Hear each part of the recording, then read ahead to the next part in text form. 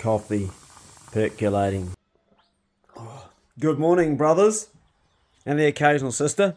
Sunday morning. The body's sore, but sore in a good way. Pretty hard day on the hill yesterday. Took 3 young, brave boys out pig hunting, and man, were they completely, totally captivated and taken to a higher level of having to think on this particular hunt. They were completely elevated to a place of really having to extend themselves on this particular hunt. The animal was bigger than some of them, bigger than Lucas, and they literally had to wrestle it to the ground to contain it. And I would dearly love to bring you that whole hunt, but it'll be on my Patreon because, again, YouTube with its snowflake community guidelines won't allow me to show you the killing of an animal, whether it's pest control or harvesting meat, which is the way our society has become. Anyway, brothers, I'll keep this short because I am taking young fellas out again today. We're doing an afternoon hunt, and I want to share with you some of the weird and wonderful things that I've learnt from one of the young fellas I took out the other day.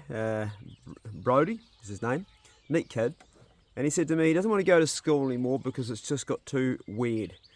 So what does he mean by it's got too weird? Well, this is about how the pendulum in society has swung completely way too far the other way, to the point that we cannot show you on a normal platform like YouTube, or a lot of platforms now are getting more and more where it's almost the anti-violence and having to be aware of people's feelings, where you can't say anything and you can't do anything, and where people are allowed to be whatever they identify as being, which is ludicrous. So Brody said, I don't want to go to school anymore because now kids are allowed to poo in the playground. I said, what do you mean they can poo in the playground? That's unhygienic. He said, if they identify as a dog, they're allowed to take a dump on the playground because dogs poo outside. I said, well, if a dog poos outside, the owner's got to have a doggy bag, and it's a dog, it's not a human, so it goes home into a dog box and it gets fed dog tucker. They eat dog food as well. I mean, this is ridiculous. The headmaster of one local school here sent a note home to the parents saying, well, we will no longer be providing kitty litter for children that identify as cats, and they will have to use the toilet the same as the other kids. How crazy is it when children are identifying as cat or dog? And I might get shot down for this, but I think it's mental. Do you want to then go and live in the pound, or do you want, if you're homeless, or do you want to eat jelly meat? And do you want to do all the things a dog does or a cat does? Really? Really? If you identify as being a dog, does that mean that you're okay to sleep outside like a lot of working dogs do? Do you want to... It's just so far out to that. The pendulum's swung so far, so you can identify as anything. Well, that's handy, isn't it? You know, I might decide to identify as being Māori, so I can hunt in a lot of the Māori blocks that only my Māori brothers and sisters can hunt in, because I'm Pākehā.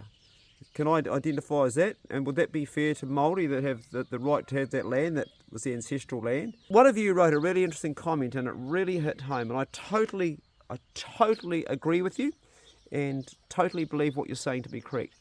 The person said that ADHD doesn't really exist. It's a thing in the minds of particularly young men where they naturally would be really good hunters, and they would be utilising that process of thinking over there, look over there, do this, do that, all at the same time to be really good hunters, and their concentration. And, you know, hunting is just like that. Yesterday when we caught the pig, the boy that shone the most was the one that suffers the most at school with anxiety and ADHD. He was the boy that was right at the top, leading the other 2 boys. And for those of you that do watch the video, I haven't worked on it yet, it'll be coming out this week on my Patreon.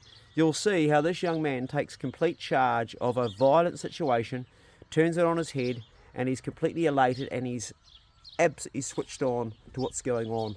And you don't see any sign of ADHD or any sign of anxiety. All you see is an excited young man pumping out life, going for it. Yeah, he's full on. He's like, that was wicked, man. He's like totally going. He's keyed into every moment, smelling the air, listening, watching, observing, then going in for the attack, and then making the kill, and then taking the meat home. He sent me the photos home last night on Snapchat. He's already roasted the leg. He's already feeding a whole bunch of people with the outcome. Now that to me is a sure sign that these children in schools that they have to be medicated. These kids are being medicated to suppress them. It's so fucking unnatural. It shouldn't be that way. But the education system, our society doesn't see it. They've got to be hushed down and quiet. Get them out in the bush. Get them on their feet running. Get them pumping with life. That there is the answer to a so-called problem. It is not a problem. It's the way they are, and it's not been recognised and not been utilised.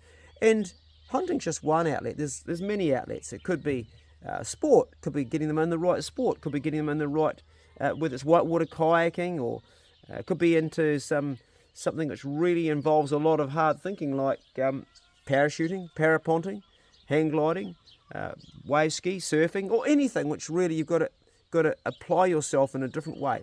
Hunting's just one of the avenues that I use because I'm a hunter and I love hunting and I love the symbiotic relationship with dogs, working with them.